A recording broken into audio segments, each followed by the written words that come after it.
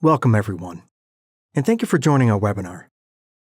Today we'll be sharing important information with you regarding New York State's paid family leave. We have a full agenda today for you. We'll start by reviewing how paid family leave helps employees and employers, and we'll give an overview of the benefit. We'll cover how your employees apply for paid family leave and your role in the process. We'll discuss what your responsibilities are as an employer. We'll review some frequently asked questions about paid family leave and other leave policies. And we'll highlight resources available to you. So let's get started. Why do we need paid family leave?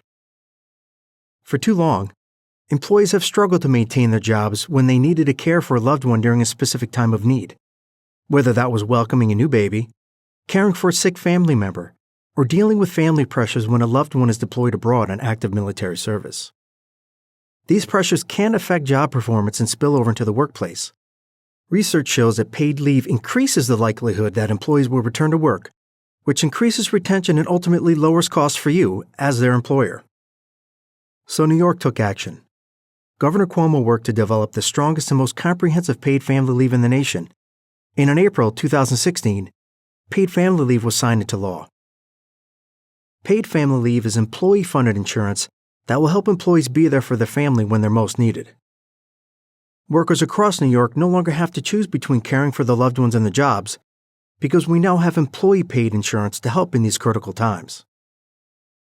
As employers, paid family leave gives you a predictable and defined structure for the time off your employees take to handle their family situations. Paid family leave is insurance, which is fully covered by employee contributions collected through a small weekly payroll deduction. As of January 1, 2018, paid family leave provides job-protected, paid time off to employees who need time away from the jobs to bond with a newly born, adopted, or foster child, care for a family member with a serious health condition, or assist loved ones when a family member is deployed abroad on active military service. Let's take a closer look at these three uses of paid family leave. We'll start with bonding with a child. Paid family leave provides both parents time to bond with a new child within the first 12 months of the birth, adoption, or foster placement of the child. This includes children born, adopted, or fostered in 2017, as long as the leave is taken within the first 12 months of the birth, adoption, or foster placement. Parents who work for different employers can take paid family leave at the same time to bond with the same child. Parents who work for the same employer and want to take paid family leave at the same time to care for the same family member must have their employer's approval first. Otherwise, they can take leave separately over the first 12 months following the child's birth, adoption, or foster placement.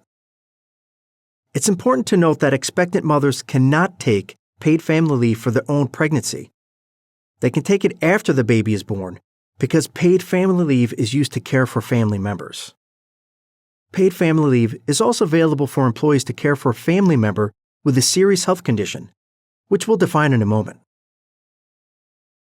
Employees can take time off to care for their sick spouse, domestic partner, child, stepchild, parent, parent-in-law, step-parent, grandparent, and grandchild. Siblings are not covered. It doesn't matter if these family members live outside of New York State or even outside of the country. Employees can take paid family leave to care for their family member as long as they are within close and continuing proximity. In other words, present at the same location as a family member they're caring for during the majority of the paid family leave period. This includes travel for the purpose of securing medication or to arrange care for the family member and other activities related to providing care. For example, we know that many New Yorkers have family in Puerto Rico that need help. Under paid family leave, an eligible employee could use job-protected, paid time off to travel to Puerto Rico to care for a sick parent or to bring that parent back to New York to care for them here. In order to take this type of leave, the employee's family member must have a serious health condition. A serious health condition is defined as an illness, injury, or condition that requires either inpatient care in a hospital, hospice, or residential health facility, or continuing treatment or supervision by a healthcare provider. Some examples of a serious health condition: Perhaps an employee needs 1 or more full days to care for their mom when she undergoes chemotherapy, or an employee's dad had surgery and needs help recuperating at home, or an employee's child is undergoing treatment for addiction and cannot attend school for a period of time. These are situations that would qualify for paid family leave and could be certified by the patient's healthcare providers, for example, a physician, nurse practitioner, or clinical social worker. Non-serious medical conditions, such as the common cold or flu, routine dental work, or cosmetic treatments, are generally not included. However, if medical complications arise and the employee's family member then meets the guidelines for a serious health condition, it may be eligible. The third type of leave is for assisting during a military deployment. Paid family leave benefits are available when employees have a family member on active service abroad or who has been notified of an impending call or order of active service abroad and family assistance is needed. Eligibility for paid family leave for an active service deployment is the same as the military provisions of the Federal Family Medical Leave Act, or FMLA. They cover the employee's spouse, child, domestic partner, or parent. There are a number of instances where paid family leave will help, shown here. Now let's take a look at the specific benefits available to employees under paid family leave. Paid family leave provides time off benefits, which will be phased in over a 4-year period that began January 1st. This year, eligible employees can take up to 8 weeks of paid family leave. By 2021, they will be able to take up to 12 weeks of paid family leave. Employees can take this time off all at once or intermittently, but it must always be in full-day increments. For example, a new parent may choose to take their 8 full weeks all at once to bond with their child. An employee assisting family related to a military deployment may just need a few days per month to attend various meetings or make arrangements related to the deployment. Paid family leave also provides wage benefits that phase in over the same 4-year period. This year, eligible employees can receive 50% of their average weekly wage, capped at 50% of the New York State average weekly wage. The rate rises until 2021, when paid family leave pay benefits will reach 67% of an employee's average weekly wage, capped at 67% of the New York State average weekly wage. An employee's average weekly wage is based on their last 8 weeks of pay prior to taking paid family leave. The New York State average weekly wage for 2018, which is set from 2016, is $1,305.92 per week, or $67,907 annually. In addition to paid time off, New York's paid family leave also has strong employee protections. Employees are guaranteed to return to the same or a comparable job after taking paid family leave. A comparable job is defined as a position with comparable employment benefits, pay, and other terms and conditions of employment. Employees are guaranteed continuation of health insurance while out on paid family leave. If employees contribute to the cost of the health insurance, they must continue paying their portion of the premium while on leave. Employees are also guaranteed protection from discrimination and retaliation. Requesting or taking paid family leave cannot be held against them. Now we'll discuss how paid family leave is funded. Paid family leave is an insurance policy, and employees pay for these benefits through a small weekly payroll deduction, which is a percentage of their weekly wage up to a cap set annually. The 2018 payroll contribution is 0.126% of an employee's weekly wage and is capped at an annual maximum of $85.56. If an employee earns less than the New York State average weekly wage, which is $1,305.92 per week, they will have an annual contribution amount less than the cap of $85.56, consistent with their actual weekly wages. For example, if an employee earns $27,000 this year, or $519 a week, they will pay about 65 cents per week for paid family leave. To estimate employee deductions, use a payroll deduction calculator at ny.gov/PFL calculator. Here's a chart to bring it all together, showing examples of 2 employees' weekly salaries and contributions, maximum time off, weekly pay, and their maximum paid benefits. An employee who earns $26,000 per year, or $500 a week, will pay $32.76 per year in paid family leave premiums, or 63 cents per week. In 2018, this employee will receive $250 per week for a maximum benefit of $2,000 over 8 weeks. An employee who earns a statewide average employee salary of $67,907 per year, or $1,305.92 a week, will pay $85.56 per year in paid family leave premiums, or $1.65 a week. This employee would receive $652.96 per week and a maximum benefit of $5,223.68 over 8 weeks. In 2018, this is a maximum for all New York State employees. Now that we've covered the types of leave, the benefits and the costs, let's discuss who is eligible to take paid family leave. If you are a private employer, participation in paid family leave is not optional for your employees. If you are a public employer, you may opt into the program. If you are a public employer with employees who are represented by a union, they may be covered if paid family leave is collectively bargained. Eligibility also depends on meeting specific requirements for the amount of time employees have worked for your company. Full-time employees who work a regular schedule of 20 or more hours per week are eligible for paid family leave after 26 consecutive weeks of employment. Part-time employees who work a regular schedule of less than 20 hours per week are eligible after working 175 days, which do not need to be consecutive. Employees are eligible regardless of their citizenship and/or immigration status. Paid family leave is not optional for eligible employees. They can waive coverage if they will not meet the minimum time requirements.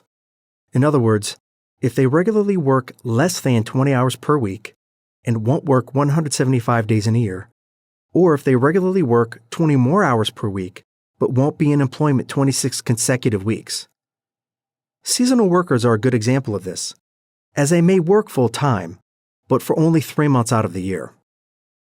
As the employer, you must offer a waiver to people who you do not believe will ever become eligible. If an employee waives coverage, they will not make contributions and will not be eligible for paid family leave benefits. You should keep a copy of all waivers on file. If an employee's schedule changes, such that they now meet the eligibility requirements, their waiver will be automatically revoked. Employees can also voluntarily revoke a waiver at any time. If an employee's waiver is revoked, you can begin taking paid family leave contributions and collect retroactive payments back to the date the employee signed the waiver. Now we'll cover how employees request paid family leave and your role in the process. Paid family leave is now in effect. The maximum benefit will be available to employees once every 52 weeks. There are 4 basic steps for an employee to request leave. First, the employee must notify you as the employer at least 30 days before their leave will start, if it's foreseeable. Otherwise, they will notify you as soon as possible. Next, the employee will obtain the request form package for the type of leave they need to take and complete the request for paid family leave form, or Form PFL-1, following the instructions on the cover sheet. They'll make a copy for their records and submit it to you. As the employer, you must fill out your section of the form and return it to the employee within 3 business days. This information includes items such as your address, Federal Employer Identification Number, or FEN, the employee's date of hire, and the last 8 weeks of wages. Employees will submit Form PFL-1, the other request forms specific to the leave they are taking, and supporting documentation directly to your insurance carrier. They can submit the request before or within 30 days after the start of their leave. The insurance carrier must pay or deny the employee's request within 18 calendar days of receiving the completed request. Employees can get paid family leave request forms from you, your insurance carrier, or directly from ny.gov/paidfamilyleave apply. If an employee's paid family leave request is denied, the insurer will notify them of the reason for the denial. The employee may request to have the denial reviewed by a neutral arbitrator. Your insurance carrier, or you as the employer if self-insured, will provide employees with information about requesting arbitration. As mentioned earlier, employees are guaranteed job protection, the same or comparable job upon return from paid family leave, and you cannot discriminate against them for requesting or taking paid family leave. If the employer does not reinstate an employee to the same or comparable job upon return from leave, terminates an employee, reduces their pay and/or benefits, or disciplines them in any way as a result of requesting or taking paid family leave, the employee can file a discrimination claim with the Workers' Compensation Board. The process and forms are available at ny.gov/paidfamilyleave, or you can call the Paid Family Leave Helpline for information at 844-337-6303. Being prepared for paid family leave is easy. We'll now walk you through the 5 steps you need to complete to be compliant with the paid family leave law. You must now have paid family leave insurance. If you are required to carry disability insurance, you are also required to carry paid family leave. Contact your broker or insurer immediately for information about available policies, as well as options for paying your premium, whether it can be paid semi-annually, annually, or annually on a retrospective basis. This insurance is generally added to an existing disability insurance policy. If you are self-insured for disability, you must purchase a separate paid family leave policy or apply to the New York State Workers' Compensation Board to self-insure. The deadline to apply for self-insurance has passed, but you may still apply to the Workers' Compensation Board's self-insurance office if you wish to self-insure for paid family leave.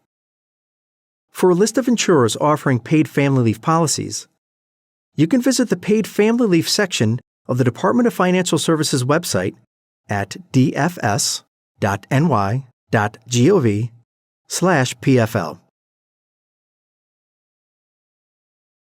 Your employees should now be informed about paid family leave. If you have written guidance, such as employee handbooks, they should be updated to include information on paid family leave. Otherwise, provide written guidance regarding paid family leave to your employees, including how to request a claim. To make this easy for you, we have posted model language you can use on the Employers section of ny.gov/paidfamilyleave. You can customize it or just fill in a few blanks and print it as is for your employees. You should now be collecting employee payroll contributions. You could have started withholding employee contributions to pay for the paid family leave premium as early as July 1st, 2017. But for many of you, withholding began on January 1st. It is strongly recommended you notify employees before withholding any contributions. A model notification is available in the Employers section of ny.gov/paidfamilyleave. As we covered a few slides back, the employee contribution rate is set every year to match the cost of insurance coverage. Ineligible employees should be aware of the option to waive coverage. Be sure you are identifying any employees you may have who do not meet the time worked requirement for eligibility and offer them the option to waive coverage. Employees who file a waiver will not make contributions and will not be eligible for these benefits. Keep any completed waivers on file and note that it will be revoked should the employee's schedule change or may be voluntarily revoked at any time by the employee. Your insurance carrier should have provided you with a Notice of Compliance, or Form PFL-120, also known as Notice to Employees, stating that you have paid family leave insurance and providing your employees key information about the benefit. If you are self-insured, you can get this notice by contacting the New York State Workers' Compensation Board at certificates@wcb.ny.gov. It's your responsibility as the employer to post and maintain this notice in plain view, similar to how the signage for workers' compensation and disability insurance is displayed. There are a few frequently asked questions about paid family leave and other leave policies that may be helpful for you to know. There are several similarities between New York's paid family leave and the Federal Family and Medical Leave Act. Both provide leave for bonding with a child, caring for sick family members, and assisting family when a service member is deployed abroad. Employees are also guaranteed that they'll return to the same or similar position, and the health insurance shall continue. If employees contribute to the cost of the health insurance, they must continue to pay their portion of the premium cost while on leave. But there are a number of key differences. PFL is paid. FMLA is not paid. All private employers will carry PFL insurance. FMLA does not include insurance, and it has a 50-employee threshold for eligibility. The length of time an employee must work is different. In PFL, they need to work 26 consecutive weeks if they regularly work 20 or more hours per week, or 175 working days, which do not need to be consecutive, if regularly working less than 20 hours per week. For FMLA, employees must have worked for a full year and 1,250 hours in the last 52 weeks to qualify. The biggest distinction may be that under New York's paid family leave, an employee is taking leave to care for someone else, not for their own health conditions. FMLA allows employees leave for their own health condition. PFL is only taken in full-day increments. FMLA may be taken hourly. Also, under PFL, employees do not need to use other paid time off first. Employees cannot collect short-term disability and paid family leave benefits for the same period of time. A birth mother can, for example, take short-term disability if she qualifies, and then paid family leave. It's important to note that the total amount of time taken for disability and paid family leave cannot exceed 26 weeks in any 52-week period. Employees cannot collect paid family leave benefits while collecting workers' compensation benefits for total disability. Employees who are on a reduced earnings schedule may still be eligible for benefits. All covered employers are required to provide the statutory level of paid family leave benefits through an insurance policy from a carrier or self-insurance policy. However, if you want to provide more generous or enhanced benefits, for example, a benefit with extended leave or more pay, you are free to do so. Here's what you need to do. If you're an employer with insurance policies through an insurance carrier and would like to add enhanced benefits to your paid family leave benefits policy, discuss your options with your insurance carrier. The carrier will file all required notifications of enhanced benefits with the Workers' Compensation Board. The board will review the policy to ensure the benefit is at least as favorable to statutory benefits and notify the carrier of its determination. If you're a self-insured employer and would like to add enhanced benefits to your self-insured PFL benefit, contact your plan administrator, or if you do not have one, the Workers' Compensation Board to obtain the required documents. You or your plan administrator should email the completed documents to the board at pau@wcb.ny.gov.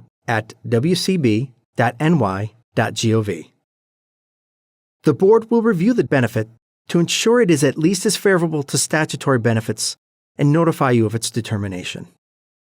If you want to offer enhanced benefits outside the parameters of paid family leave, you may do so without any notification to the Workers' Compensation Board. However, you are still required to maintain coverage for statutory PFL benefits and provide proof of coverage to the board either through your insurance carrier or directly if you are self-insured. Full details for employers who want to provide a more generous paid family leave benefit are available on the Employer section of the Paid Family Leave website. Paid family leave started on January 1st of this year. We want to work with employers to ensure successful implementation of paid family leave throughout New York State, and so there are a number of resources to help you. Complete details on paid family leave are available at ny.gov/paidfamilyleave, along with opt-in, request and waiver forms, the weekly deduction calculator, model language for handbooks and other materials, FAQs, and more. You can also contact the Paid Family Leave Helpline at 844-337-6303 for assistance. If you are not already subscribed for email updates on paid family leave, you can subscribe by clicking Get Updates on the bottom of the ny.gov/paidfamilyleave homepage. Thank you for the opportunity to discuss New York's landmark paid family leave with you.